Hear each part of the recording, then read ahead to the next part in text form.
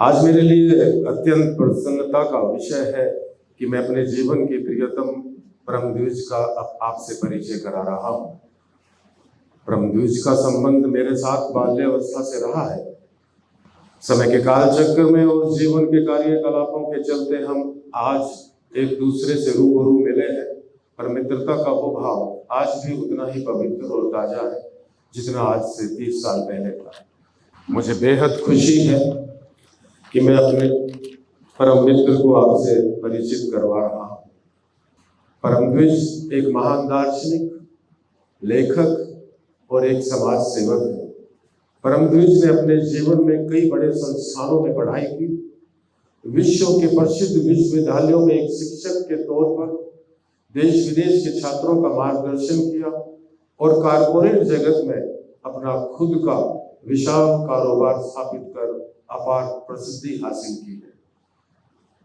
परमद्विज ने अपने जीवन का एक लंबे समय एक सफल उद्योगपति के रूप में व्यतीत करने के बाद सत्य की खोज की इस अतृप्त प्यास ने उन्हें एक रहस्यमय साधक में बदल दिया। अपने उद्देश्य की प्राप्ति के लिए और मानव जीवन को न केवल सामाजिक बल्कि आध्यात्मिक रूप से भी ऊपर उठाने के लिए लिविंग द्विज नामक संस्था की स्थापना की। मैं आशा करता हूँ कि आप परमद्विज की अंतर्दृष्टि और शिक्षाओं को ज्ञानवर्धक और परिवर्तनकारी पाएंगे। ओम तत्सत। बहुत प्रसन्नता का अनुभव कर रहा हूं आप सबके बीच, और उसके बहुत सारे कारण हैं। जब मन में कोई उत्तेजना हो और किसी अच्छे कार्य के लिए हो तो उसको बयां करना थोड़ा शायद मुश्किल है। धार्मिक मान्यताओं में कर्म का अपना एक महत्व रहा है। इसके बारे में थोड़ा जो हम लोग कर रहे हैं उसके बारे में बात करेंगे, लेकिन सर्वप्रथम देश की सुरक्षा की अग्रिम पंक्ति के साथ बैठना और उनसे बातचीत करना, ये एक अति सौभाग्य की बात है। तो सर्वप्रथम मैं बीएसएफ के, जहां तक ध्यान पड़ता है, 1 दिसंबर 1965 को बीएसएफ की स्थापना हुई थी और तब मैं शायद 1 या 1.5 साल का रहा हूँगा। 1964 का बर्थ है मेरा। तो उस समय से लेकर और आज तक देश ने बहुत सारे युद्ध भी लड़े हैं और बीएसएफ की as a first line of defence जो भूमिका रही है वो अति सराहनीय है। सिर्फ देश के अंदर नहीं बल्कि देश के बाहर भी बहुत सारे देशों के लिए एक जीता जागता उदाहरण है। तो प्रथम डायरेक्टर जनरल आपके और देश के एक वीर पुरुष जिन्होंने बीएसएफ की कमांड को 1965, 1971, तो सर्वप्रथम मैं उनको अपना दिल से, हृदय की अंतरतम गहराइयों से उनका नमन करता हूं और उनके आशीर्वाद से, उनकी वाइब्रेशन से जो एनर्जी और जो शक्ति आपको मिलती है, जिसके लिए देश सुरक्षित है, उसके लिए उन्हें धन्यवाद करता हूं।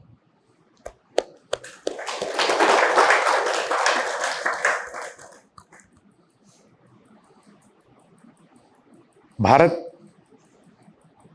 की राजनीति या जो फौज के कार्य हैं या लड़ाइयाँ हैं जो हमारी हुई हैं, उसके बारे में मेरे को कोई बहुत ज़्यादा जानकारी नहीं है। उसका एक कारण यह है कि मेरी रुचि नहीं है। सबसे पहली बात तो ये है, मेरा फील्ड नहीं है, मेरी एक्सपर्टीज नहीं है वहाँ पर। लेकिन जो कुछ भी देश से जाने के बाद मैं ऑस्ट्रेलिया रहा 2000 ईस्वी के बाद, तो लगभग 22-23 साल हो गए हैं। और खबरों में भी कभी रुचि नहीं रही। मेरे को नहीं लगता कि शायद ही पृथ्वी पर कोई ऐसा आदमी होगा जो 1 सेकंड के लिए भी टीवी ना देखता हो, 1 मिनट के लिए भी अखबार ना पढ़ता हो। तो जो सुन सुना के पता लगता है बस उतना ही पता है। लेकिन एक चीज मैं आपको कहना चाहूंगा कि भारत से अपनी शिक्षा प्राप्त कर, हाई स्कूल किया, उसके बाद बैचलर डिग्री किया, उसके बाद मास्टर डिग्री किया, रिसर्च भी किया, आर्टिकल्स भी लिखे और अच्छा करियर भी रहा। लेकिन अगर मैं कोई देन मानता हूं जो मेरे ऊपर एक संस्कारों की तरह छाप छोड़े हुए है, वो है देशभक्ति की भावना। फौजी तो नहीं हूं, लेकिन मुझे लगता है कि भारत की अधिकतम जनता जो देश के लिए मान, सम्मान, गर्व और देशभक्ति का जो अपना एक एहसास लिए हुए, वो अकल्पनीय है। तो इसे मैं शिक्षा की देन भी मानता हूं। आप लोगों की सुरक्षा जो आपने प्रदान की है देश को, देश कोई सिर्फ एक टुकड़े का नाम नहीं है, सब देशवासी उसमें शामिल हैं। और ये सेवा एक मानवीयता का, आध्यात्मिक रूप से अगर मैं बात करूं तो मानवीयता का एक जीता जागता स्वरूप है। मेरी खुशकिस्मती है कि commandant Satyendra Pawar, commanding officer आपकी बटालियन के, वो हमारे बीच है और उन्होंने आमंत्रित किया, ये मौका दिया, इसके लिए मैं उनका आभार प्रकट करता हूं। मेरे लिए, देश के लिए, समाज के लिए, समाज इसलिए बोल रहा हूं कि देश के अंदर जो देशवासी हैं, उनमें जो सामाजिक विविधताएं हैं, उन सबको संबोधन करते हुए अपनी तरफ से मैं उनका भी अभिनंदन करता हूं, जिन्होंने, बहुत समय नहीं मिला हमें, लगभग 26 साल के बाद हम लोग मिले हैं, लेकिन जितना समय हम कार में थोड़ा साथ में थे तो उस समय जो चर्चाएं हुई उससे कुछ थोड़ा बहुत पता लगा। हालांकि हमारी अपनी खुद की इतनी सारी बातें थी कि समय बहुत कम था। तो एक देशवासी होने के नाते और इस विश्व का सांसारिक प्राणी होने के नाते, विश्व का सिटीजन होने के नाते, भारत में जन्म लेने के नाते और ऑस्ट्रेलिया का सिटीजन होने के नाते मेरे लिए यह फख्र की बात है कि मेरे बचपन का एक दोस्त, उसने वीरता के अनेक कार्य किए हैं। कश्मीर में जब स्थिति बहुत खराब थी, उस समय शांति का माहौल स्थापित करना, कि कोई भी घटना ना हो, उस स्थिति तक घाटी को लेकर आना, -20 डिग्री टेम्परेचर में गुरेज वैली में 2 साल का समय व्यतीत करना, जहां लोग कहते हैं कि 1 दिन 4 दिन के बराबर लगता है। आप लोगों को, और अगर हमारे जैसे को भेज दिया जाए तो 1 दिन जो है एक जन्म के बराबर लगेगा। और बहुत सारे प्रांतों में जो काम किया, बंगाल में, उड़ीसा में, त्रिपुरा में, बंगाल में और विभिन्न दूसरे प्रांतों में जो कार्य किया ईमानदारी के साथ, सेवा के भाव से, उसके लिए मैं उनको नमन करता हूं, उनको प्रणाम करता हूं और अभिनंदन करता हूं। आप सब लोग अति खुशकिस्मत हैं। अति इसलिए लगा रहा हूं कि शब्दों की एक सीमा होती है कि कहें तो कितना कहें। तो जब शब्द खत्म हो जाते हैं तो अति जो है उसे पूरा कर देती है। अति खुशकिस्मत हैं बहुत सारे कारणों से कि आप आर्म्ड फोर्सेस में हैं, बॉर्डर सिक्योरिटी फोर्स में हैं, देश की सुरक्षा की अग्रिम पंक्ति में हैं, और आपके जो सीनियर्स हैं, आपके जो अफसर हैं, ये तो हायरार्की है, आज के बाद कोई दूसरा आएगा, फिर तीसरा आएगा, आप लोगों में से ही आएंगे। तो राजीव बिष्ट जी हमारे बीच हैं, और इससे बड़ी गर्व की बात क्या होगी जब मुझे बताया गया कि आपके डिप्टी कमांडेंट श्री राजीव बिष्ट सबसे ज्यादा मेडल प्राप्त किए हों। तो मेरे हिसाब से उनके लिए भी हम बहुत बहुत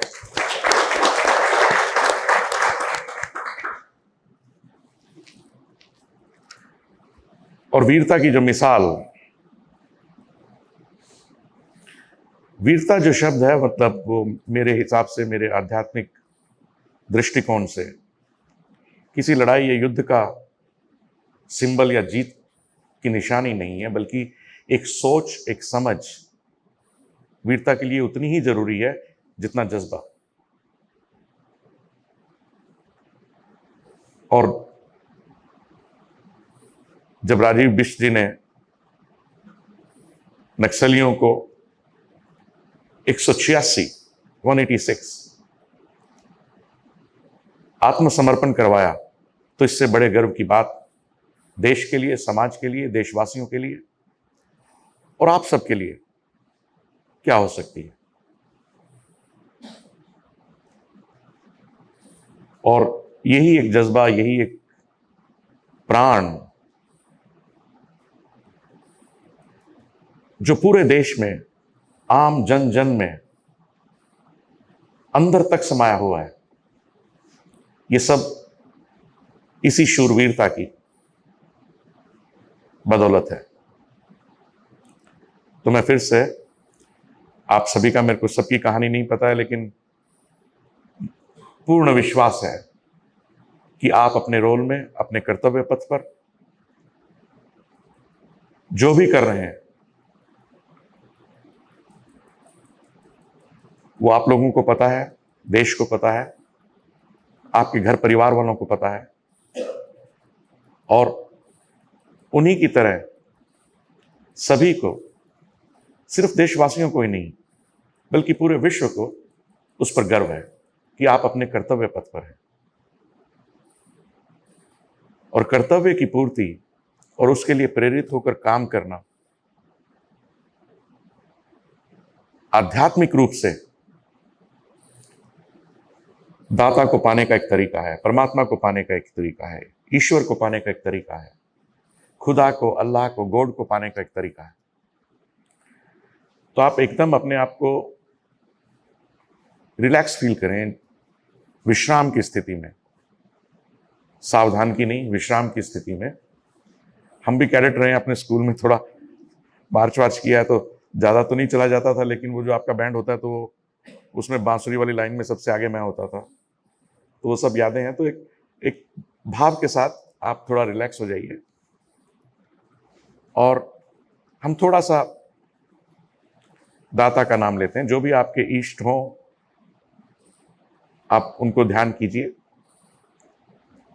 और बाद में कुछ भी प्रश्न हो आप पूछ सकते हैं, मैं अपनी सामर्थ्य के हिसाब से उसका जवाब दूंगा। मेरे बारे में पर्सनल या संस्था के बारे में, या क्या है द्विज का क्या मतलब है, ये सब चीजें मैं बात करूंगा। आप सब लोग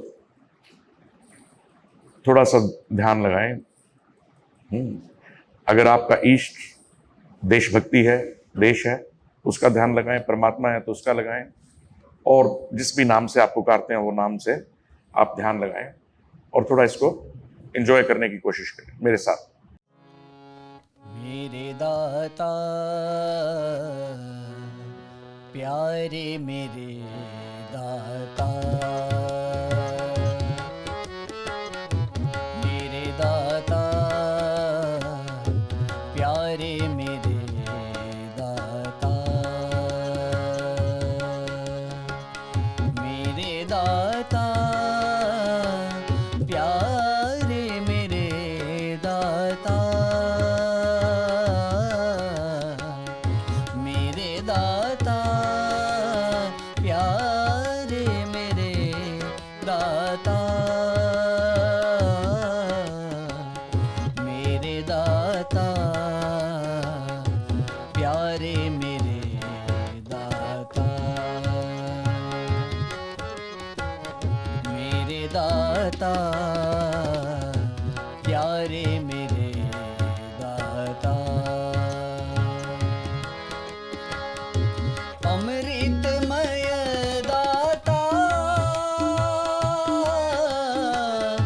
भक्ति रूप दाता, अमृतमय दाता भक्ति रूप दाता, सर्व सगुण दाता परमानंद दाता, सर्व सगुण दाता परमानंद दाता, दिव्य दृष्टि दाता अमन चयन दाता, दिव्य दृष्टि दाता अमन चयन दाता, जय जय जय दाता, जय जय जय दाता, मेरे दाता प्यारे मेरे दाता, मेरे दाता प्यारे मेरे दाता, मेरे दाता प्यारे मेरे दाता। अभी जो है हमने एक छोटा सा, मतलब इसका कारण है जो मैं कर रहा हूँ, और एक छोटा सा एक्सपेरिमेंट किया भक्ति का। तो देखिए, अध्यात्म में और जो आपकी लाइफ है एज ए सोल्जर, हमारे हिसाब से जो एक सोल्जर की लाइफ है और जो आध्यात्मिक व्यक्ति की जो लाइफ है वो लगभग एक जैसी है, लगभग एक जैसी है। जो त्याग, समर्पण, और इसलिए जो मेडिटेशन है उसका एक अपना योगदान है। आप लोग करवाते हैं मेडिटेशन वगैरह, तो आप लोग मेडिटेशन वगैरह करते ही हैं, तो आपको मालूम है।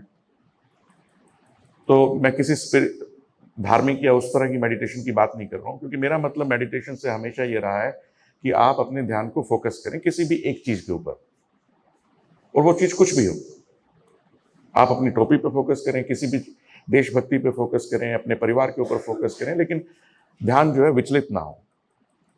और ये नोटिस करें कि कितनी देर तक हम एक विचार के अंदर रह सकते हैं, और उसके बहुत सारे फायदे हैं। स्ट्रेस मैनेजमेंट है, एंगर मैनेजमेंट है, एक दूसरे के प्रति सद्भावना का भाव है, देश के प्रति समर्पण का भाव है। कुछ उन सब चीज़ों में ऑटोमेटिक प्रोग्रेस होगी। जब हम अपने ध्यान को केंद्रित करेंगे तो हमारी शक्ति जो है वो क्षीण नहीं होगी। तो एक बार बिल्कुल आंखें बंद कर लीजिए, मैं आपको एक छोटा सा एक्सपीरियंस देने की कोशिश करता हूँ। हो सकता है आपने पहले किया हो। हम सिर्फ फोकस करेंगे, और जब जब आपका ध्यान, मैं गाइडेड मेडिटेशन मान लीजिए इसको, जब जब आपका ध्यान इधर उधर जाए तो फिर वापस ले आए, जाएगा वो ध्यान, जाएगा इधर उधर भागेगा। लेकिन आप सिर्फ ये कॉन्शियस अटेम्प्ट करें कि वो ध्यान आपको वापस लेके आना है, और जो मैं बोल रहा हूँ वहीं वहीं पर उस ध्यान को लेके जाना है। तो आप एक बार आंखें अच्छे से बंद कर लें और एंजॉय करने की कोशिश करें। आप भी कर लीजिए सब। तो सभी लोग आप धीरे धीरे अपने ध्यान को केंद्रित करने की कोशिश करें। कोशिश करें कि आपके मन में इस समय एक ही विचार हो कि आपको कोई विचार नहीं करना है। विचार नहीं करना है, यह भी एक विचार है, लेकिन इसी विचार पर अपना ध्यान लगाएं कि आपको कोई विचार नहीं करना है। धीरे धीरे अपना ध्यान इस विचार से हटाकर कि विचार नहीं करना है, अपनी श्वास की तरफ लेके जाएं।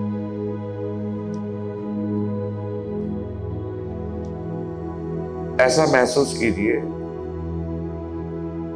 कि सांस अंदर बाहर,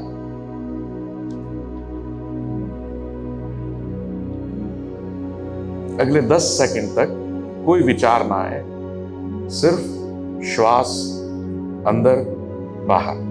आप श्वास को देख रहे हैं,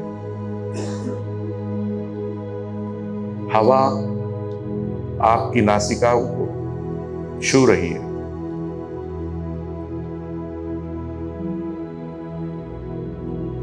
श्वास अंदर बाहर।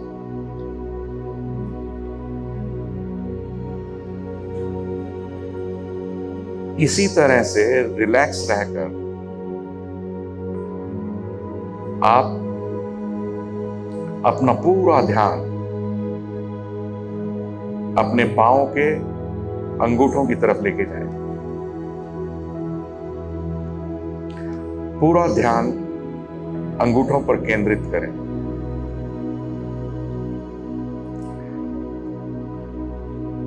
बिना शारीरिक गतिविधि के आप अंगूठों को स्ट्रेस करने की कोशिश करें। खींचे मत, शारीरिक रूप से नहीं, सिर्फ मानसिक रूप से उसको स्ट्रेस करें, उसको खींचे मानसिक रूप से, सिर्फ खींच के रखें। ध्यान श्वास पर, पैरों के अंगूठे भिजे हुए, रिलैक्स, ढीला छोड़ दें। थोड़ा ऊपर आइए। अब अपना ध्यान अपनी लोअर लेग्स पर, नीचे वाली टांगों पर केंद्रित करके उसे स्ट्रेस कीजिए। मन में स्ट्रेस रखिए। श्वास अंदर बाहर।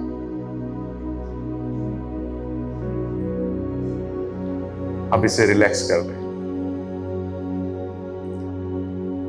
अपना ध्यान अपने घुटनों की तरफ लाइए। घुटनों को स्ट्रेस कीजिए। श्वास पर ध्यान रखिए। घुटनों को स्ट्रेस रहने दीजिए।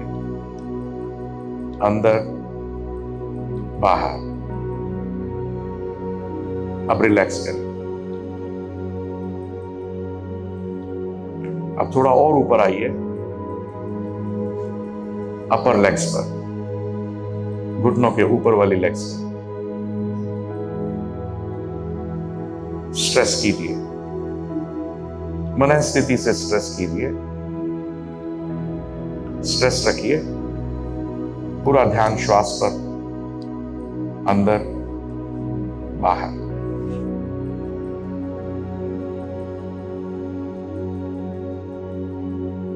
और थोड़ा रिलैक्स कर दीजिए। थोड़ा ऊपर आइए। अपनी नाभि पर स्ट्रेस कीजिए। ध्यान सिर्फ और सिर्फ श्वास पर। नाभि पूरी तरह से स्ट्रेस खींची हुई, लेकिन शारीरिक तौर पर नहीं।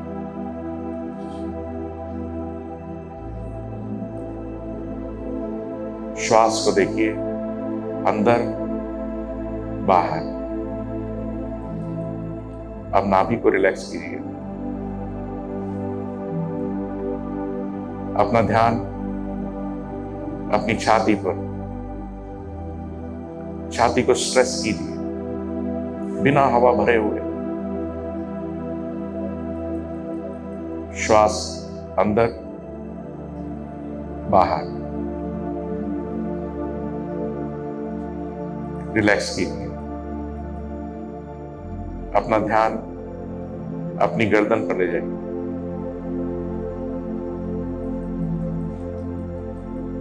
शरीर में कुछ और है ही नहीं, गर्दन है सिर्फ। उस पर ध्यान केंद्रित कर उसे स्ट्रेस कीजिए। महसूस कीजिए गर्दन को। श्वास अंदर बाहर। रिलैक्स कीजिए और ऊपर आइए। अपने होठों पर ध्यान को लेकर जाएं। अपने शरीर में सिर्फ होठों की उपस्थिति, उसका आपको एहसास हो। स्ट्रेस कीजिए बिना खींचे हुए। स्ट्रेस रहने दीजिए। श्वास अंदर बाहर। रिलैक्स कीजिए और ऊपर आइए। अपने कानों को देखें। अपने कानों को अपने शरीर में महसूस करें। स्ट्रेस कीजिए।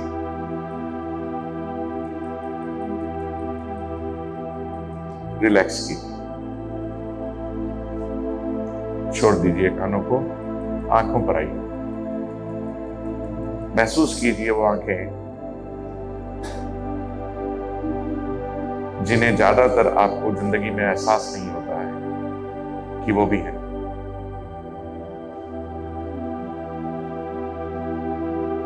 रिलैक्स कीजिए और ऊपर आइए। अपने मस्तक पर ध्यान केंद्रित करें। स्ट्रेस करें थोड़ा सा। श्वास अंदर बाहर और ऊपर जाएं। अपने सिर के बिल्कुल सेंटर में अपने ध्यान को लेकर जाएं।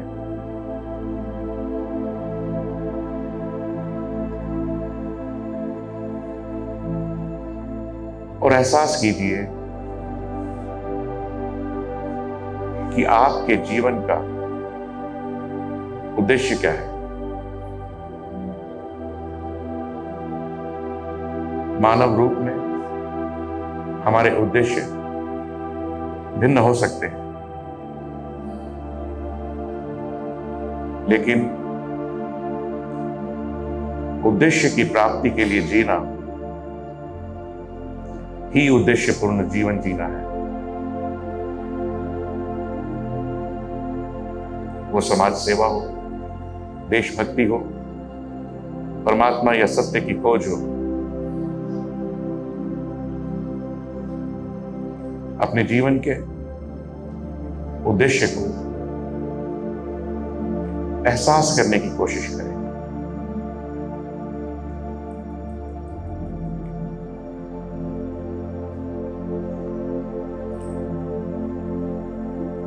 रिलैक्स कीजिए और अगले सिर्फ 10-15 सेकंड तक अपनी आंखों को बंद कर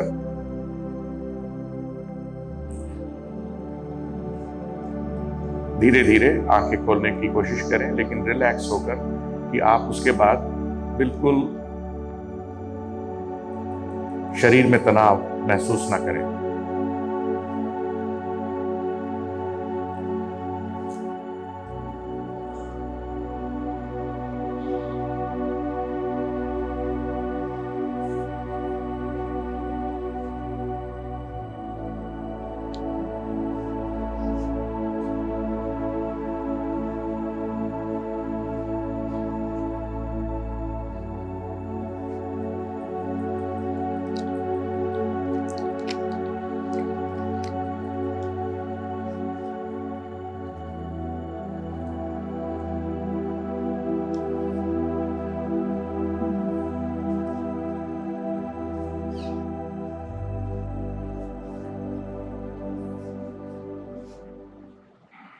हम सब ने एक फिल्म देखी है, सबने देखी होगी। जब हम बचपन में थे तो हमने भी देखी थी, और एक बार नहीं कई बार देखी थी। उस फिल्म का नाम क्या था बताइए, जो सबसे ज्यादा प्रचलित रही हो हिंदी फिल्म जगत में? शोले। और शोले के विलेन का क्या नाम था? गब्बर सिंह। शोले फिल्म के विलेन का नाम जो है गब्बर सिंह था, राइट? हाँ, मतलब विलन तो वही था, गब्बर सिंह। हम जो उसका रोल प्ले कर रहे थे उसकी बात नहीं कर रहे हैं, हम एक्चुअल व्यक्तित्व की बात कर रहे हैं। तो जो विलन था वो गब्बर सिंह था। और गब्बर सिंह कौन सी घाटी से थे? चंबल घाटी से। और उसे पकड़ा किसने था? फिल्म में नहीं, असली लाइफ में। पता है? आपके रुस्तम जी ने।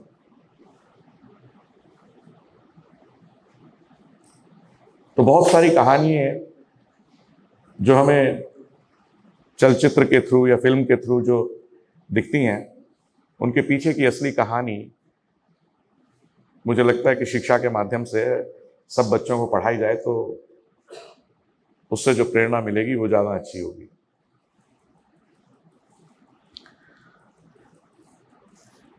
स्वामी विवेकानंद ने एक बात कही थी कि स्वतंत्रता पाने के लिए, जब भारत आजाद नहीं था, स्वतंत्रता पाने के लिए अध्यात्म की आवश्यकता है। और ये कितनी गहरी बात है, आम आदमी को समझ से बाहर है। लेकिन अध्यात्म का सोच से, शक्ति से, प्रेरणा से एक गहन संबंध है, डेडिकेशन से, डिवोशन से। अभी हमने एक छोटी सी एक्सरसाइज की, उसमें अगर आप माने कि हम अपने ध्यान को, पहले तो भजन किया तो वो डिवोशन है। डिवोशन किसी के प्रति भी हो सकती है, आप जनगण मन भी गा सकते हैं, वो भी एक भजन है,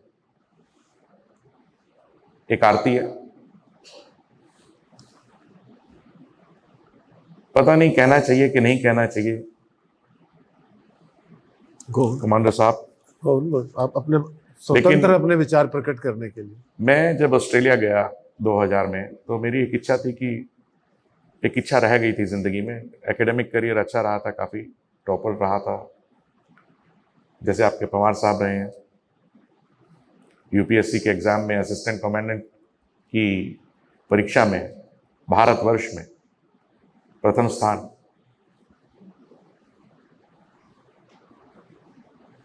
लिखने पढ़ने का हम दोनों को बचपन से ही शौक था, कविताएं लिखने का और ये सब था। इनको थोड़ा अपने उल्टे हाथ से स्केच करने का शौक था, तो क्रिएटिविटी थी।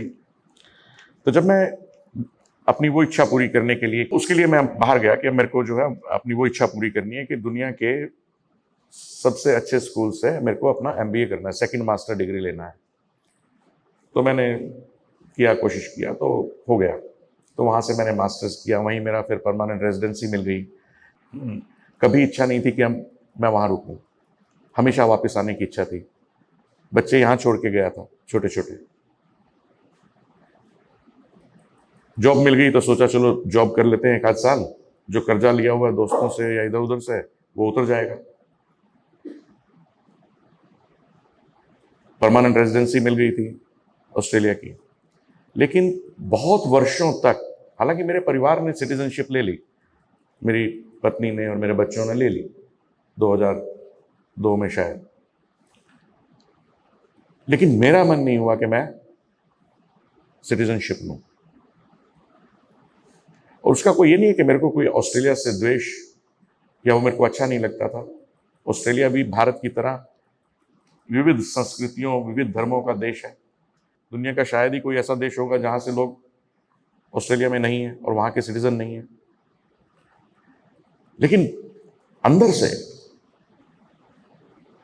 जो स्कूल में, कॉलेज में, या हमारी जब हम कविता वगैरह लिखते थे या कुछ और साहित्य की चीजें लिखते थे, जैसे पवार साहब ने 2 किताबें लिखी,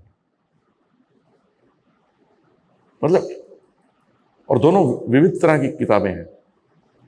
एक राधा, एक गौतम शायद, और एक बीएसएफ का हिस्ट्री आर्टिलरी यूनिट का, जो मैंने कल देखा।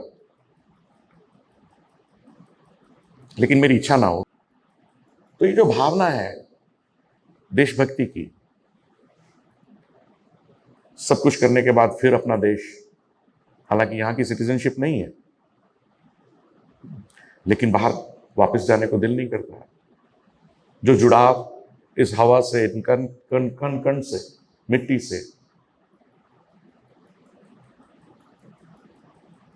और लोगों में जो आपसी प्रेम, प्यार, सद्भावना, अलग अलग तरह के रिवाज, त्योहार, और एक निसंकोच किसी से मिलना, किसी के यहाँ जाना आना, वो सब चीजें जो है वो पश्चिम देशों में नहीं है। तो इस वजह से भी हो सकता है। लेकिन एक छोटी सी कहानी थी जो आपको बताई। तो स्वामी विवेकानंद ने कहा कि स्वतंत्रता से ही देश में अशिक्षा, गरीबी और भूखमरी को दूर किया जा सकता है। ये उस समय की सोच।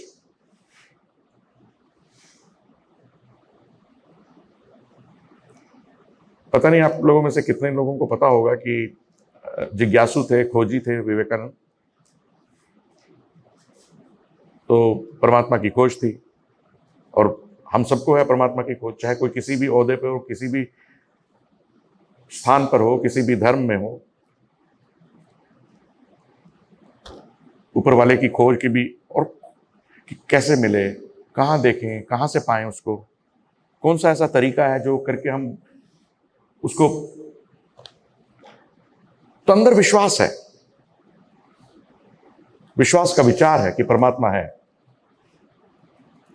लेकिन जितना बड़ा विश्वास का यह विचार है कि परमात्मा है, उतना ही बड़ा प्रश्न चिन्ह भी है कि क्या परमात्मा है,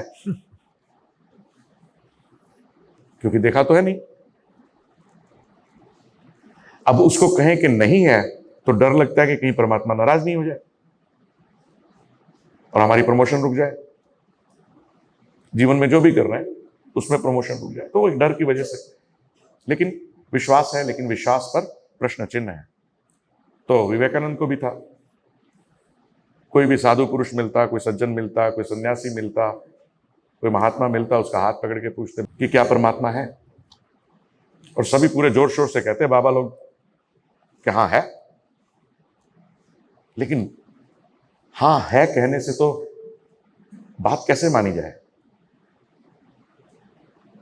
तो रामकृष्ण परमहंस के पास ऐसे ही वो एक मेले का टाइम था शायद, कि क्या परमात्मा है। परमहंस ने कहा कि तुझे मिलना है, चल मेरे साथ। और वहां से जीवन बदल गया। तो ऐसे बहुत पहुंचे हुए लोग हुए हैं हमारे समाज में। एक चीज और आपसे कहना चाहूंगा, समय की सीमा है, बातें बहुत हो सकती हैं अध्यात्म के स्वरूप में, कि आपके पास एक सर्वधर्म स्थल है। यहां पर सर्वधर्म स्थल है ना, है। कल भी हमने थोड़ी सी उसकी चर्चा की थी, सर्वधर्म स्थल की। और ये ऐसा जीता जागता सच्चाई का, देशभक्ति का, आपसी भाईचारे का, समन्वय का, सांप्रदायिक और धार्मिक एकता का इतना बड़ा सिंबल है परमात्मा से, अपने दाता से, कि सब इंस्टीट्यूशंस को, सब एजेंसियों को, सब स्कूलों और कॉलेजों को, सब विश्वविद्यालयों को सब कार्यस्थलों को, कॉरपोरेट्स को, प्राइवेट कंपनियों को ये समझ और शक्ति दे कि वो अपने यहां सर्वधर्म स्थल स्थापित कर सकें।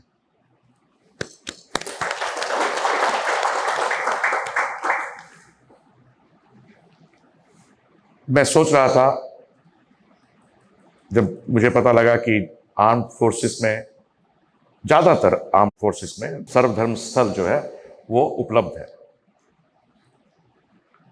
और इसके पीछे जो एक भावना है जो पैदा होती है वो देशभक्ति की होती है। तो मैं एनालाइज कर रहा था कि इसके पर्पस क्या है, कि क्यों ऐसा है और इसका क्या बेनिफिट हो सकता है समाज को। तो एक तो यह है कि विविधता में एकता, विविधता में डिफरेंसेस और द्वेष पैदा होना स्वाभाविक है, क्योंकि सोच अलग अलग है, विचार और मत अलग अलग है। लेकिन उस विविधता में एकता पैदा करने के लिए सर्वधर्म स्थल का अपना एक रूप है जिसको डिफीट नहीं किया जा सकता, और वो भावना जरूरी है। दूसरा, सहयोग और भाईचारा सर्वधर्म स्थल से। तीसरा, भारत के संविधान के अनुरूप धार्मिक स्वतंत्रता प्रत्येक व्यक्ति को।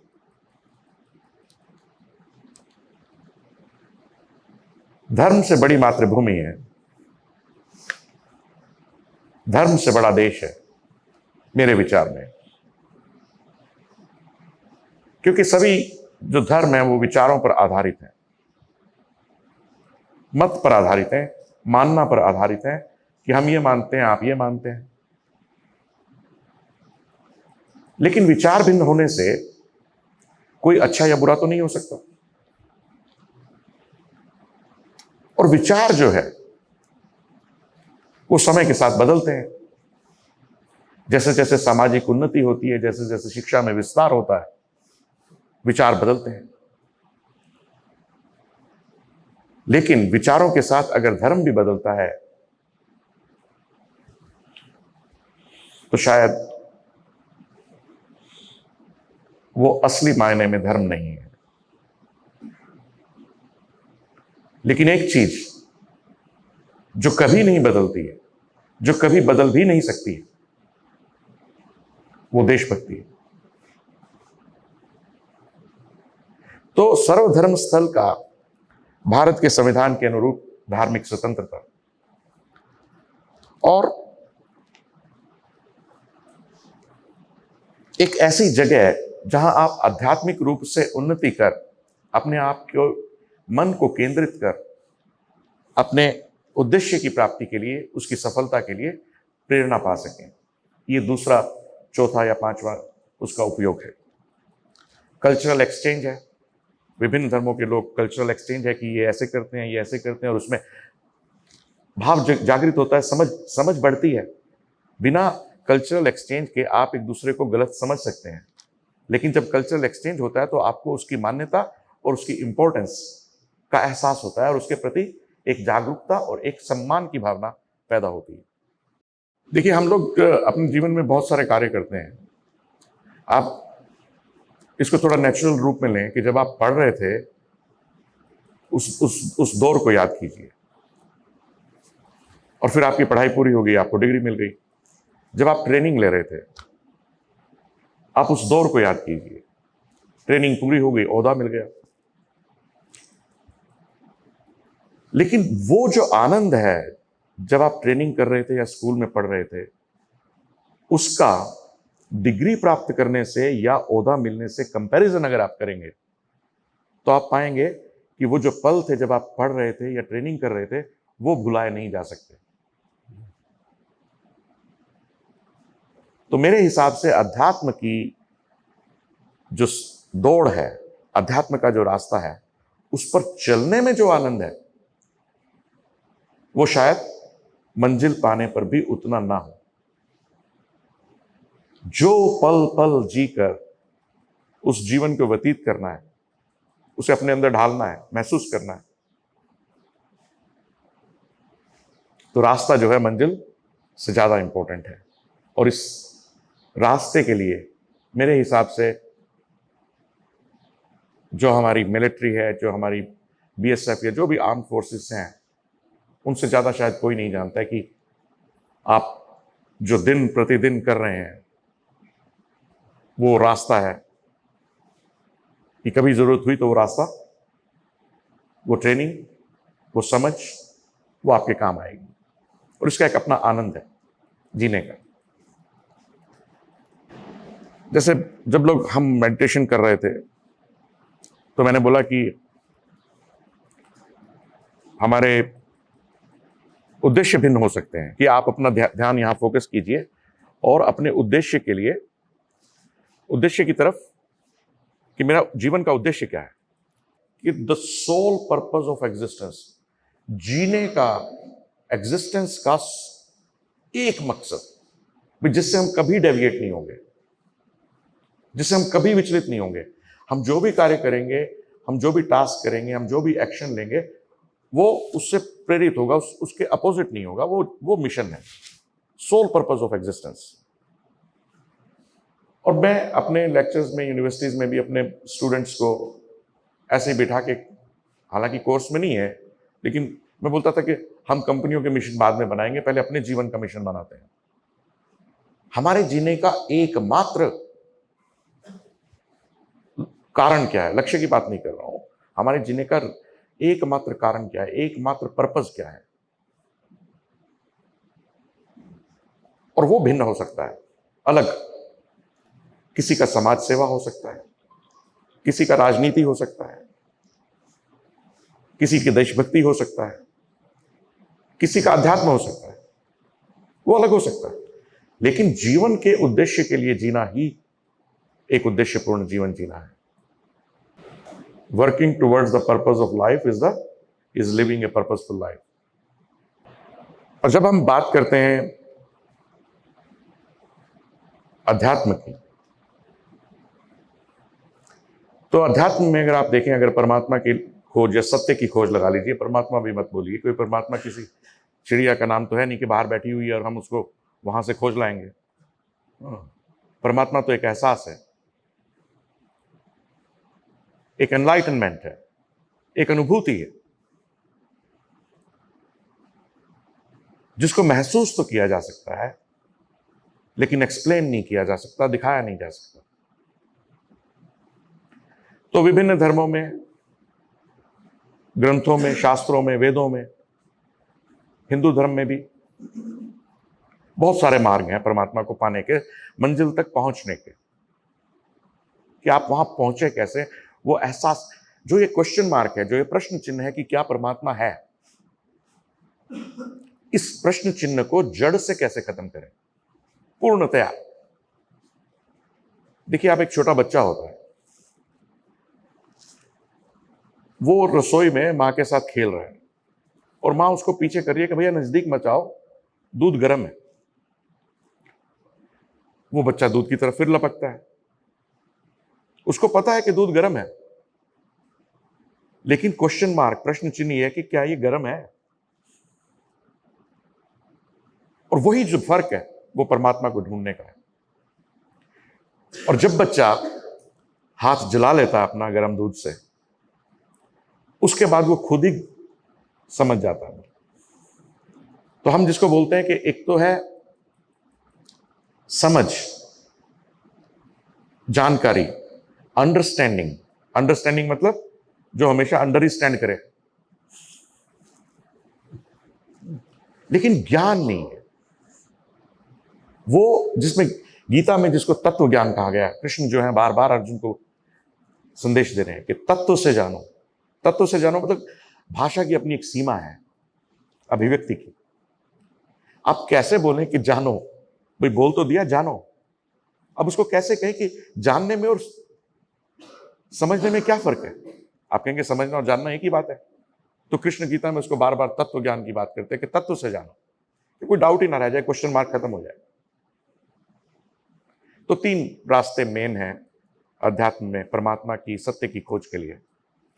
और आप सबको पता है, कर्म योग का रास्ता है, भक्ति योग का रास्ता है और ध्यान योग का रास्ता है। हमारे द्विज परंपरा में हम ये मानते हैं कि परमात्मा को पाने के अलग अलग तरीके हो सकते हैं, लेकिन अगर आप समझदार हैं, पढ़े लिखे हैं, एनालिटिकल हैं, रीजनिंग वाले आदमी हैं, तो अंधविश्वास से या दूसरी शिक्षाओं से दूर होकर अपनी समझ से आप ये एनालाइज कीजिए कि मेरे लिए कौन सा रास्ता सही है। रास्ता कोई भी गलत नहीं है, तीनों रास्ते वहीं लेके जाएंगे। अब हमारे यहां ज्यादातर जोर जो है वो भक्ति का है। ठीक है, मंदिर जाओ, मस्जिद जाओ, चर्च में जाओ, पूजा पाठ करो, रिचुअल्स करो, ध्यान कहीं और है और आपको सब कुछ कर रहे हैं। आप अपने आप एनालाइज कीजिए कि आपके लिए रास्ता क्या है। गीता में कृष्ण को अर्जुन ने कहा कि तेरे लिए यही रास्ता ठीक है कि लड़ाई करो, कि यही आपके लिए सही रास्ता है। अगर आप भक्ति को देखें तो मेरा मानना यह है कि, मेरा पर्सनल मानना है, मैं गलत या सही हो सकता हूं, कि भक्ति जो है वो मेरे हिसाब से एक मुश्किल मार्ग है, बहुत मुश्किल मार्ग है। रामानुज या मीरा बनना हर की बस की बात नहीं है। हम भक्ति तो कर सकते हैं, लेकिन क्या हम वास्तव में भक्त हो सकते हैं, यह सोचना जरूरी है। और बहुत सारे लोगों के लिए, कम से कम आज के इस विश्व के अंदर, वो अतिशयोक्ति नहीं होगी मेरे हिसाब से अगर मैं ये कहूं कि वो बहुत कठिन मार्ग है, कि जहां भक्ति उस सीमा पे पहुंच जाए कि ध्यान बन जाए। तो हम ये मानते हैं कि निष्काम कर्म योग, बिना फल की चिंता किए हुए पूर्ण धैर्य और पूर्ण शक्ति के साथ अपने कर्म को करना, चाहे वो कोई भी कर्म हो, चाहे वो देशभक्ति हो, लड़ाई करना हो, कुछ भी करना हो, या अध्यात्म में परमात्मा की प्राप्ति के लिए नियमों का पालन करना हो हर दिन प्रतिदिन, और उसमें जीना हो, वो ज्यादा आसान मार्ग है। गीता में कृष्ण ने पहले निष्काम कर्म योग की 18 अध्याय हैं गीता में। पहले 6 अध्याय जो है वो निष्काम कर्म योग के ऊपर हैं। दूसरे 6 अध्याय जो है 7 से 12 तक वो भक्ति के ऊपर हैं, और तीसरे 6 अध्याय 13 से 18 तक वो ध्यान योग के बारे में। कृष्ण ने गीता में निष्काम कर्म योग को पहले रखा है और भक्ति को बीच में रखा है, और फिर ध्यान को रखा है। कारण क्या है कि ध्यान को और निष्काम कर्म योग को मिलाया नहीं जा सकता आपस में। कर्म योग को आप ध्यान से, संन्यास से कैसे जोड़ेंगे? तो बीच में भक्ति डाल दी। क्यों? क्योंकि मेरा मानना यह है कि आप निष्काम कर्म योग कीजिए या ध्यान कीजिए, भक्ति उसमें स्वतः ही समाहित है। निष्काम कर्म योग भक्ति के बिना नहीं हो सकता, यह गारंटी है। तो भक्ति स्वतः उसमें समाहित है, और अगर आप उस चीज से शुरू कर रहे हैं जिसमें दूसरी चीज ऑटोमेटिकली प्रेजेंट है, तो तीसरा द्वार जो है ध्यान का, वो ऑटोमेटिकली आपके लिए खुल जाएगा। ये मेरा मानना है।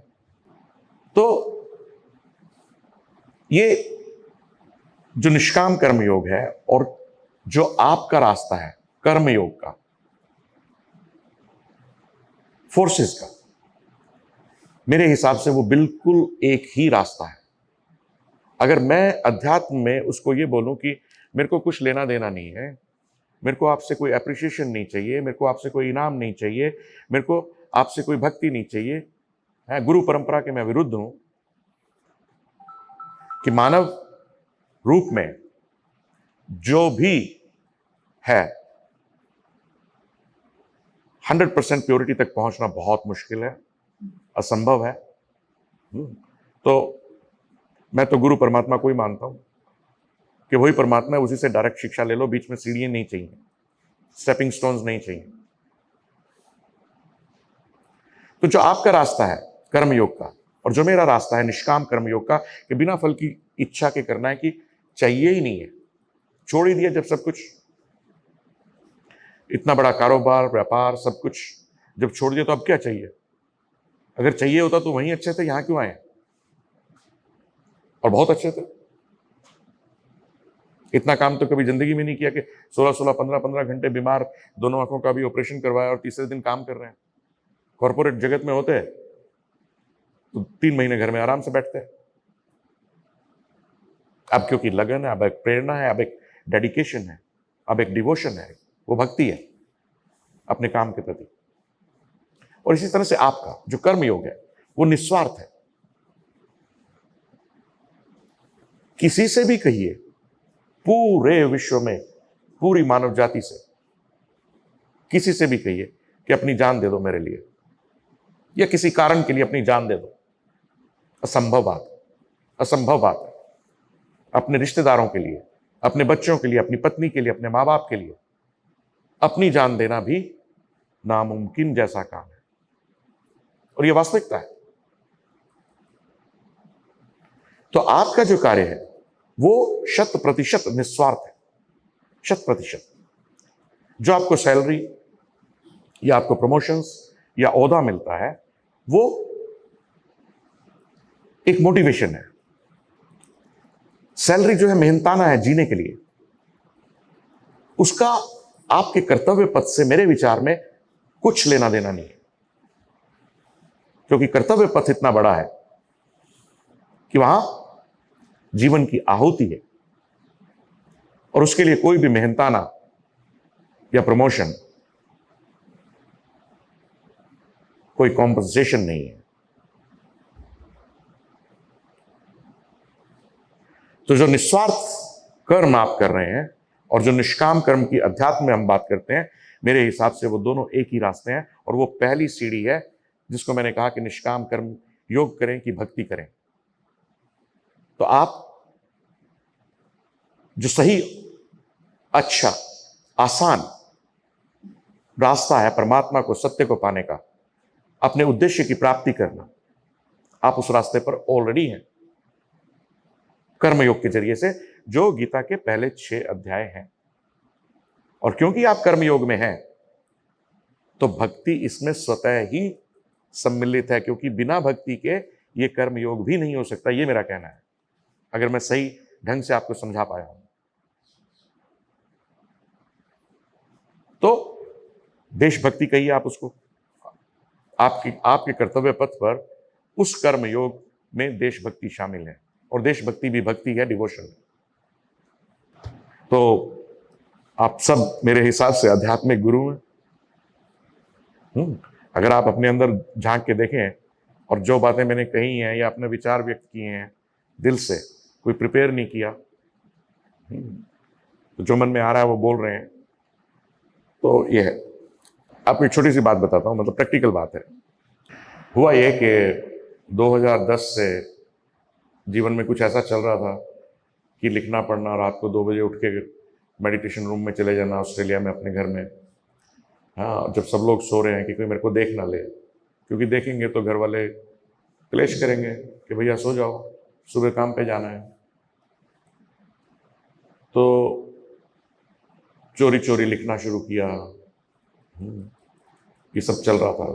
तो 2 नावों में सवार था, कॉर्पोरेट करियर भी था, फैमिली की रिस्पॉन्सिबिलिटीज भी थी, दूसरा देश भी था, और यहाँ अपना ये वाला काम भी था कि भाई मेरा ध्यान ही नहीं लगता था, ध्यान कहीं और, मन कहीं और शरीर कहीं और। शरीर कह रहा है कि काम करो, जरूरतें हैं, मन है कि काम बेकार है, फालतू है, टेम्परेरी है, कोई मतलब नहीं है, टाइम वेस्ट है। तो करते कराते सब बातचीत चलती रही घर में। तो फिर एक समय आया कि मैंने कहा कि देखो ऐसा है कि मैं 59 ईयर्स का हो गया हूँ, मेरे जो क्लास फेलोज थे वो 58 के हैं ना, मतलब 59-60 के हैं। कुछ रिटायर हो गए हैं, क्योंकि जो हरियाणा गवर्नमेंट में जो रिटायरमेंट एज है वो 58 ईयर्स है, सेंट्रल गवर्नमेंट में 60 है, स्टेट में 58 है। तो कुछ दोस्त रिटायर हो गए हैं, कुछ होने वाले हैं। जो मेरे से 1 साल बड़े थे वो हो चुके थे, बाकी होने वाले थे। तो मैंने कहा आप ये समझो कि मैंने गवर्नमेंट जॉब की है हरियाणा सरकार में, और अच्छे ओहदे पे रहा हूं, ये मान लो। और जितना मेरे सबसे अच्छे दोस्त ने कमाया होगा, मैंने जितना कमाया उससे ज्यादा है। तो मैं रिटायर क्यों नहीं हो सकता? ऐसी कौन सी मजबूरी है कि मैं रिटायर नहीं हो सकता? बहुत बार समय ऐसा भी आया कि बाहर निकल गए, 15 दिन महीना के लिए जंगल में चले गए, मन नहीं लग रहा है, मेडिटेशन में बैठे हैं, और फिर ये कहा कि भी ठीक है, अब अगर मैं रिटायर हो रहा हूं, सब तुम्हारा, और या तो मेरे को घर में रखना है तो घर में रख लो, और नहीं तो फिर मैं चला। मेरा मानना यह है कि संसार को छोड़ के जो संन्यास लिया जाए वो एक्चुअल संन्यास नहीं है। तो एक्चुअल संन्यास वही है जो समाज में हर छोटी छोटी परिस्थितियों का सामना करके अपनी परीक्षा लेके। बहुत सारे ऐसे प्रसंग हैं अभी कि कुछ लोग आए, उन्होंने मतलब लालच, जैसे कोई, अब मैं जाना नहीं चाहता क्योंकि वो ये सभा ऐसी नहीं है, लेकिन लोग जो है टेम्पटेशन होती है कि कुछ आपको दे रहे हैं और आपको थोड़ा सा गलत काम करना है, वो कर लो क्योंकि आपको बड़े उद्देश्य की प्राप्ति करनी है, तो आप वो छोटा सा काम कर लो, तो क्या दिक्कत है?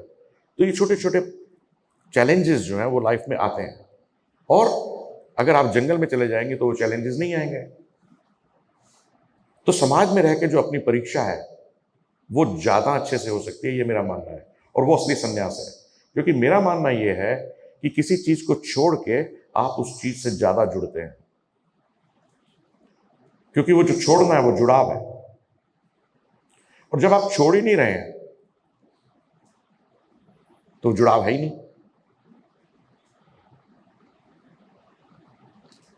भाई आप पैसे को छोड़ दो तो उसी से बंधे रहोगे कि मैंने छोड़ा हुआ है, मैंने छोड़ा हुआ है, मैंने छोड़ा हुआ है, और वो छोड़ा हुआ ही बांध के रखता है।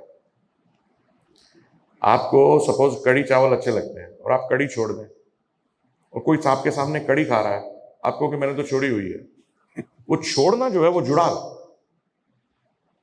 एक साधु की बात याद आ रही है कि कहानी है कि वो ऊपर गया जंगल में और खूब तपस्या की, 10-12 साल तपस्या करके उसने कहा कि मैंने तो अपना सब कुछ जीत लिया, काम, क्रोध, लोभ, मोह, अहंकार, और वो नीचे आ गए। जैसे ही वहां जंगल से नीचे उतरे, गांव में जो है नीचे वाला जो गांव था, उन लोगों ने बड़ा स्वागत किया कि सब पैर पकड़ने लगे। अब अहंकार को बढ़ावा मिल गया। अब ऐसा होता है कि मैं जैसे कल बता रहा था कि हमारे जो कुल देवी हैं हमारे घर की, तो मेरी मम्मी ने कहा कि भैया वहां चलते हैं, तुम मानते हो नहीं मानते हो, तुम, मैंने सूखा हुआ है कि तुम वहां चलो। मैंने कहा चलो कोई दिक्कत नहीं है। हम गए देवी पे, त्रिलोकपुर देवी पे। अब ऐसी वेशभूषा थी मेरी। अब घर वालों ने तो एक्सेप्ट कर लिया, पड़ोसी एक्सेप्ट नहीं करते हैं। हाँ, क्योंकि अपने पड़ोस का आदमी अगर कोई अच्छा काम करे तो वो मंजूर नहीं है। बाहर का जिसको नहीं जानते हो उसके पैरों में लिट जाएंगे। तो एनीवे, तो मैं वहां त्रिलोकपुर गया, तो कुछ लोग जो है आके मेरे पैर, जैसे मैं खड़ा हूं तो आके पैर छूने लगे, और मैंने उनको मना किया। तो वो मेरे को थोड़ा भी, मेरे पैर थोड़ा भी छू रहे थे, वो तो मेरे को जानते ही नहीं है, वो तो मेरे कपड़ों के पैर छू रहे थे। नहीं, अगर यही कपड़े मैं किसी भिखारी के डाल लेता तो मेरे को 2 रोटी डाल के चले जाते। मैं कहां हूं बीच में?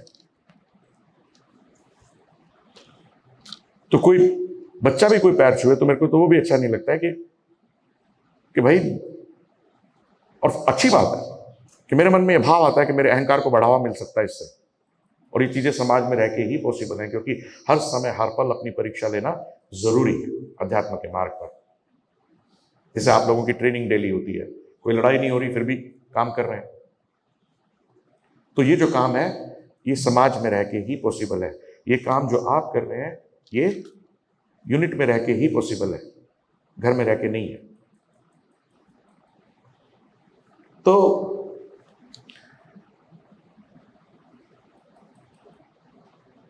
साधु जी के जो है वो हो गया, नीचे आ गए, तो उन्होंने, उनका सेवा सत्कार हुई, लोगों ने खाना वाना खिलाया, ये किया वो किया, कि हम तो पहुंचे हुए साधु हो गए भैया। अब एक सूर्य ग्रहण का मेला लग रहा था, वहां भी चले गए। तो वहां चले गए, वहां तो भीड़ भड़ाका था। तो वहां लोगों के पैर जो है उनके पाँव पर पड़ने लगे। कोई ठोकर लग गई, कोई कुछ लग गया। तुम जानते नहीं हो मैं कौन हूं। क्योंकि अहंकार तब तक लोगों ने इतना ऊपर उठा दिया था कि वो 12 साल जो ऊपर पहाड़ में लगा के आए थे वो सब बेकार हो गए। बुद्ध की शिक्षाएं हैं। मैं किसी व्यक्ति विशेष के विरुद्ध नहीं हूं, ना उसके साथ हूं। मेरी अपनी धारणा है। अगर हम बात कर रहे हैं तो वो चर्चा एक स्वाभाविक रूप से है, एक मेरे अपने स्वतंत्र विचार से और अंदाज में है कि क्या परमात्मा को पाने का, सत्य को पाने का बुद्ध का तरीका, एनलाइटनमेंट का, निर्वाण का सही है? क्या उस तरीके से परमात्मा को पाया जा सकता है? मैं नहीं मानता हूं। उनके लिए सही था, लेकिन पूरे समाज के लिए सही नहीं। पूरा विश्व अगर भिक्षु बन जाएगा तो भिक्षा देने वाला कौन बचेगा? आप अगर देखें कि 26 साल के भगत सिंह या युवा विवेकानंद की जिंदगी 100 साल जीने वाले व्यक्ति से बड़ी है कि नहीं? आज तक हम उन्हें सलाम करते हैं।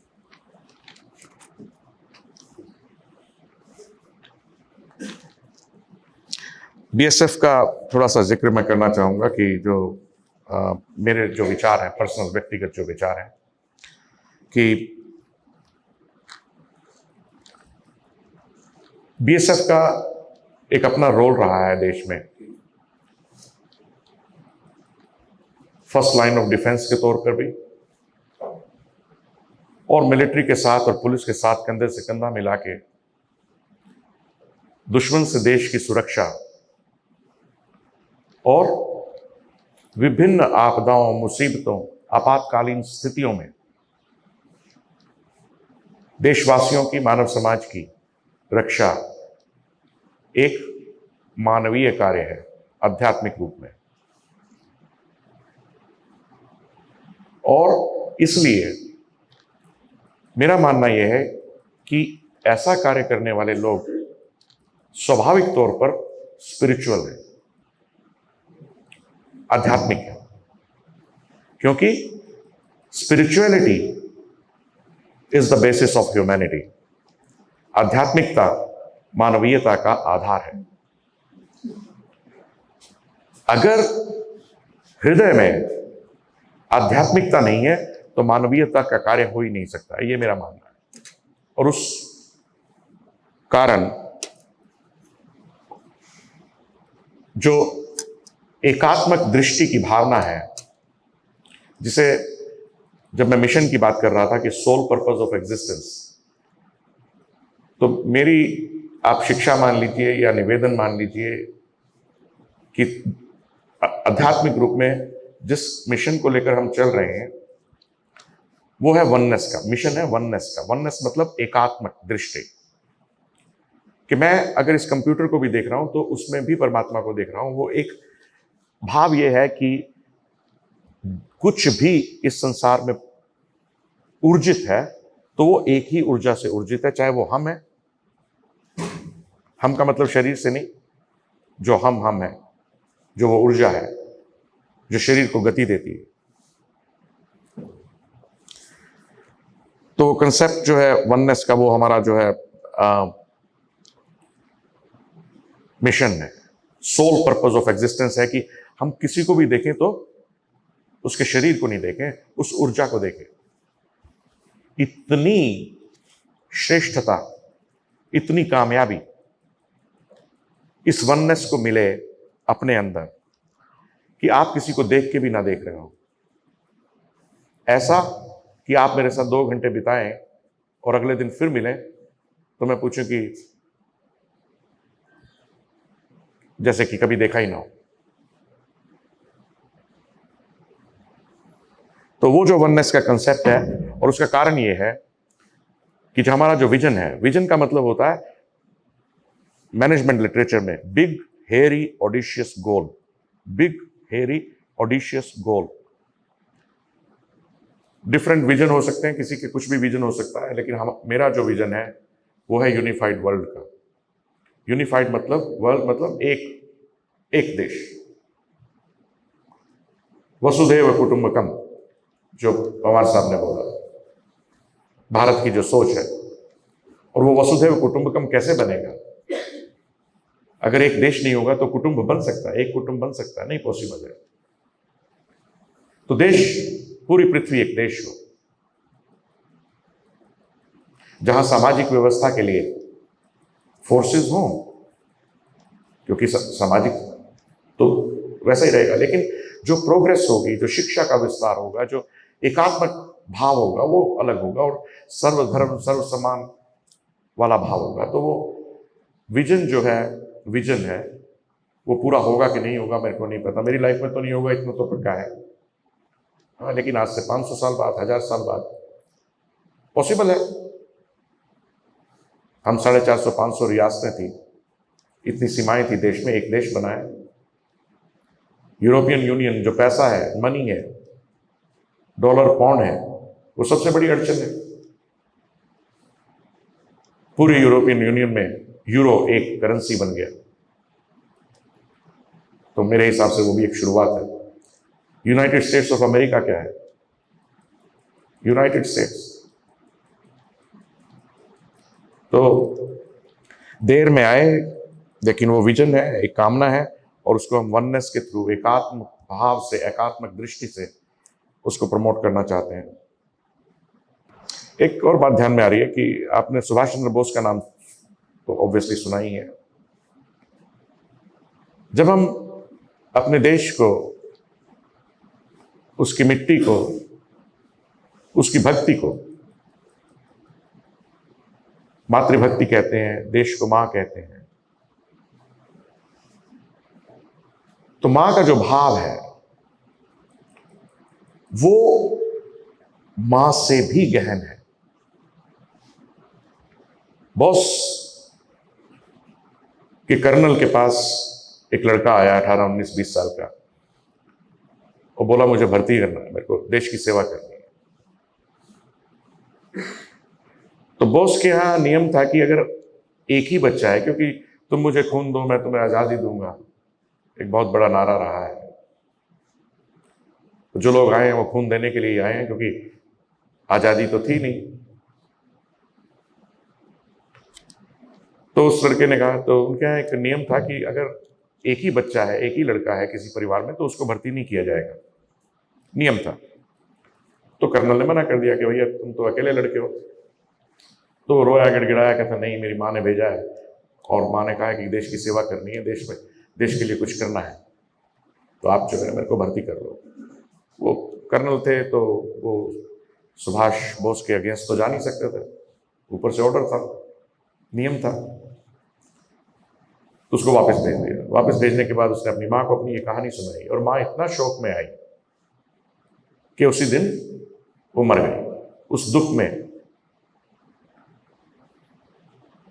और वो लड़का अगले दिन फिर खड़ा हुआ, कहता अब मेरे को भर्ती कर लो।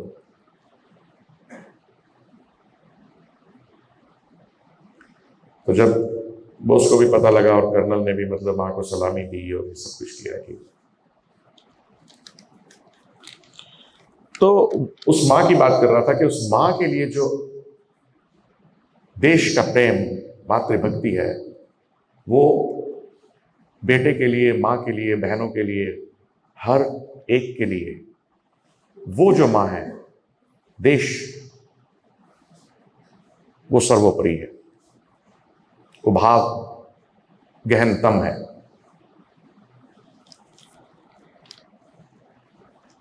उन्नीस 1971 की वार के बारे में थोड़ा सा जिक्र करना चाहूँगा कि आपके बीच मुझे मौका मिला, और मेरे को नहीं लगता कि इससे बड़ा मौका शायद मेरे को मिले।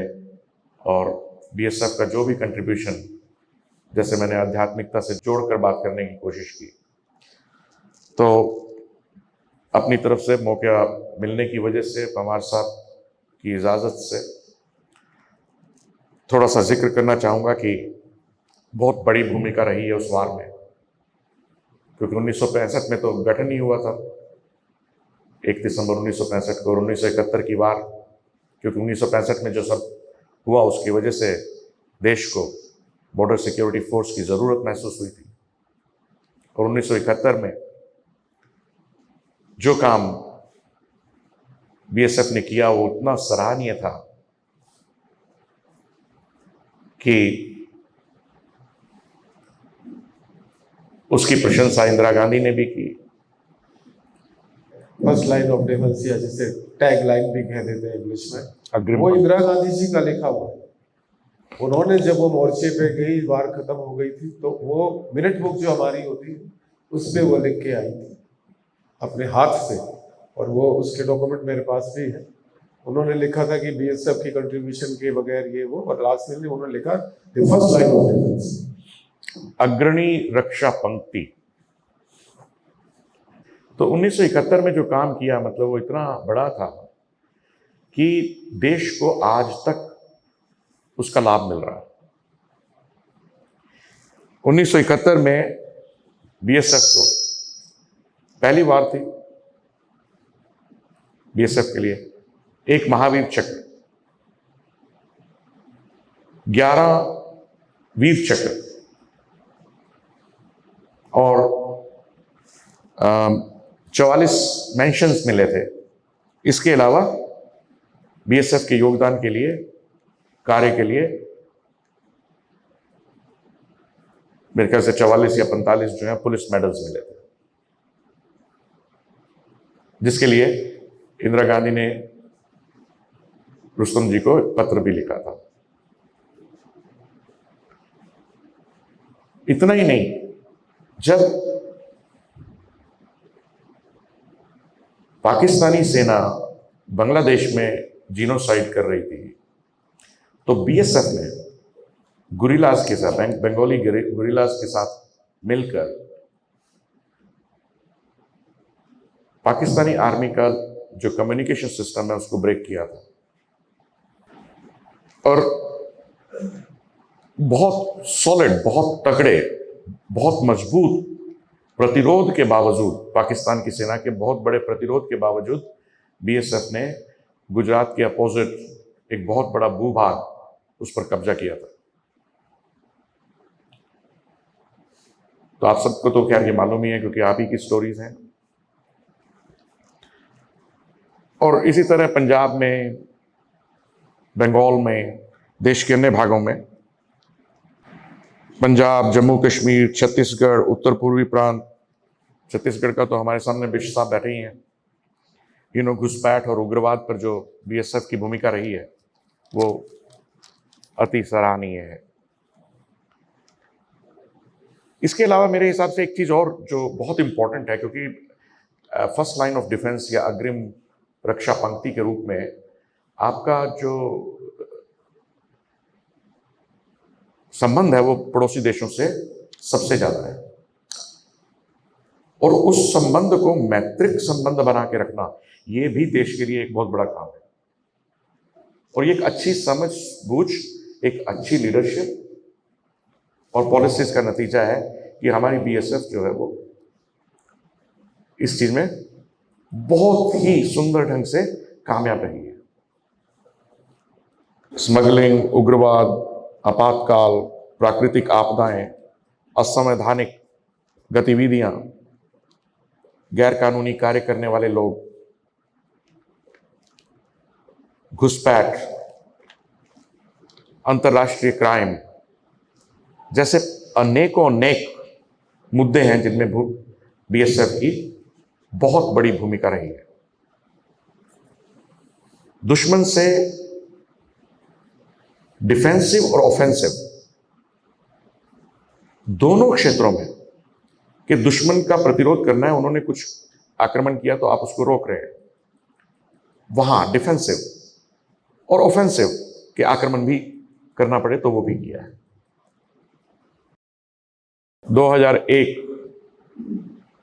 2001 के गुजरात भूचाल को कौन भूल सकता है।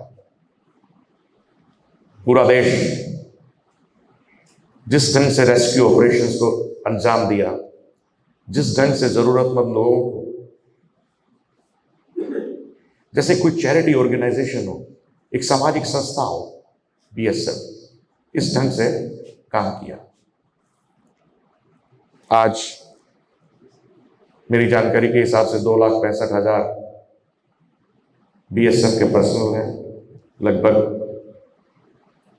193 बटालियंस में देश की अलग अलग सीमाओं पर, जो अपने आप में एक बहुत बड़ी फौज है।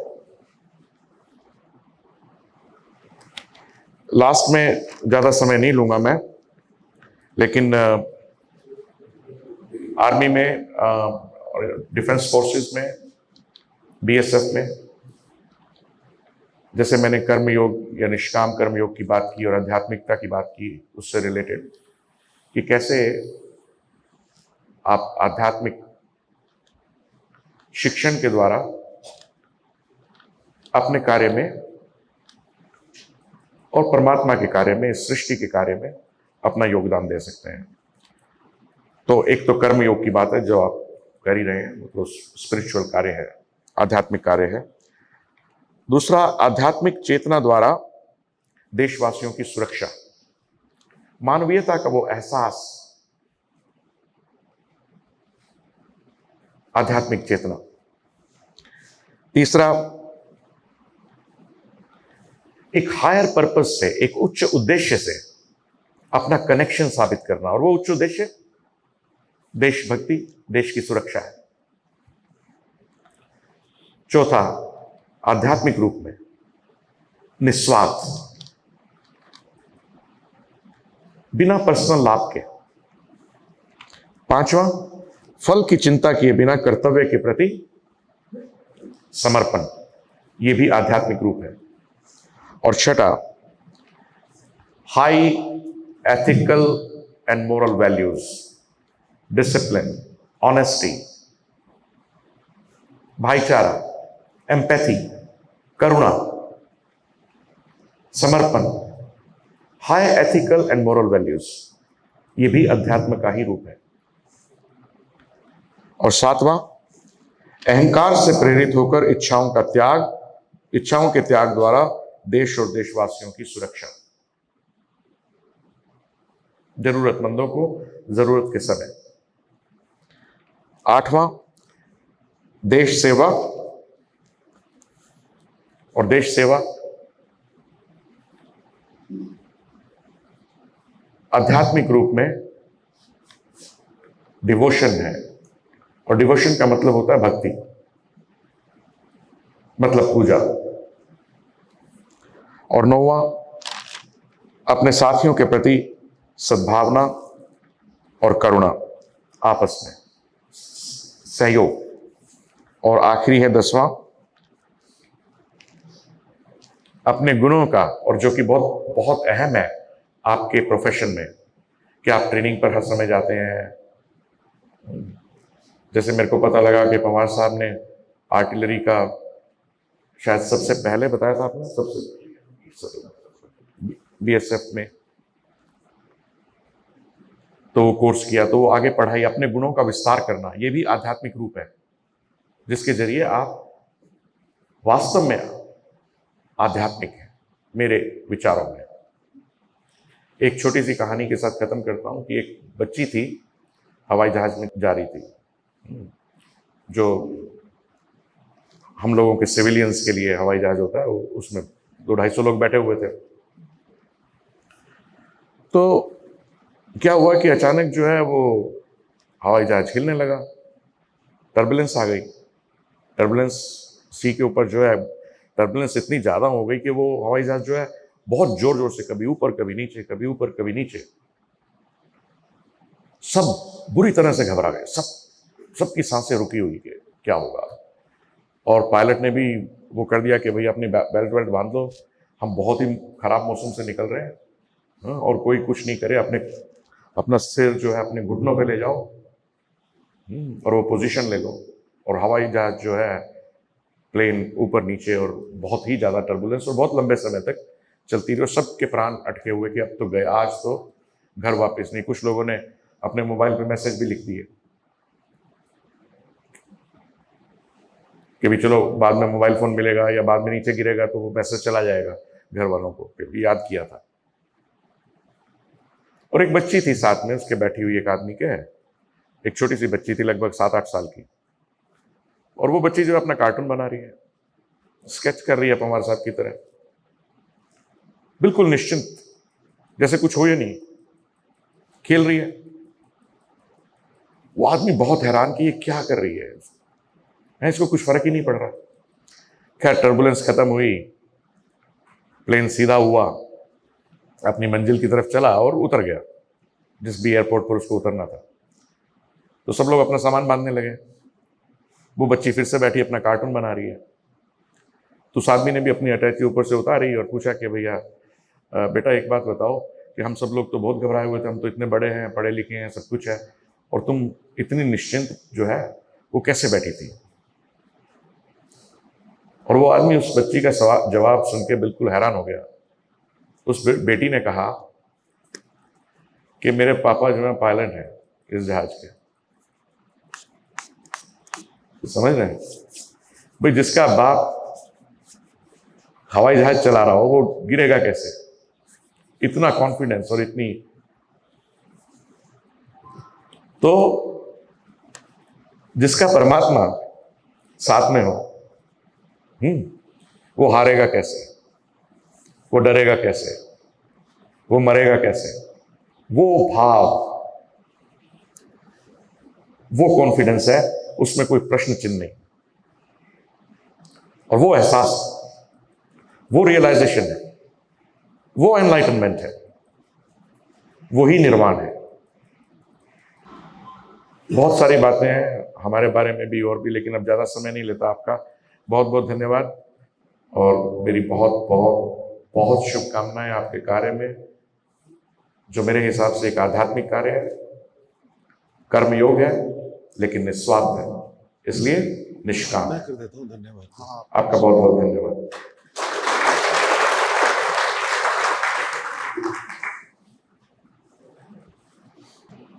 सबसे पहले तो मैं परमद्विज से क्षमा मांगता हूं कि मैंने उनको पिछले 48, 72, 56 न जाने कितने घंटों से बहुत ही अधिक रूप से उनको व्यस्त रखा हुआ है। आपके उद्बोधन में और आपके एड्रेस को मैं हम सब सुनकर उससे अनुग्रहित तो हुए ही हैं। भारत में पला बड़ा, भारत के संस्कृति में रचा बसा व्यक्ति जो कि पिछले 23-24 सालों से ऑस्ट्रेलिया में है और वहाँ पर एक बहुत ही विख्यात पर्सनैलिटी है। पूरे देश में, पूरे विश्व में ऐसा काम करने के लिए कि जिसमें सद्भाव हो, सद्भावना हो, भाईचारा हो और सीमाएं कम से कम होती चली जाए, ऐसा मिशन और ऐसा कठिन निर्णय लेना वास्तव में एक बहुत बड़ी बात थी। साथ ही मैंने ये भी देखा कि आपने बीएसएफ के बारे में इतनी अच्छी आपकी जानकारी है।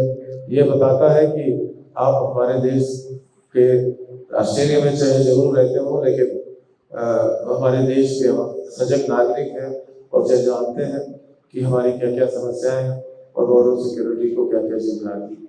हम बहुत अनुग्रहित हैं और पूरा विश्व भी आने वाले टाइम में अनुग्रहित होगा कि आप अपने ज्ञान के द्वारा नहीं बल्कि अपने स्वयं के जीवन से अपना संदेश पहुंचा रहे हैं। जो आप आपके अपने के लिए आग्रह कर रहे हैं वो आपने अपने जीवन में पहले खुद ही कर लिया है और अब आप वो संदेश दे रहे हैं, अपने जीवन से संदेश दे रहे हैं। हम सब आपके बहुत बहुत धन्यवाद है।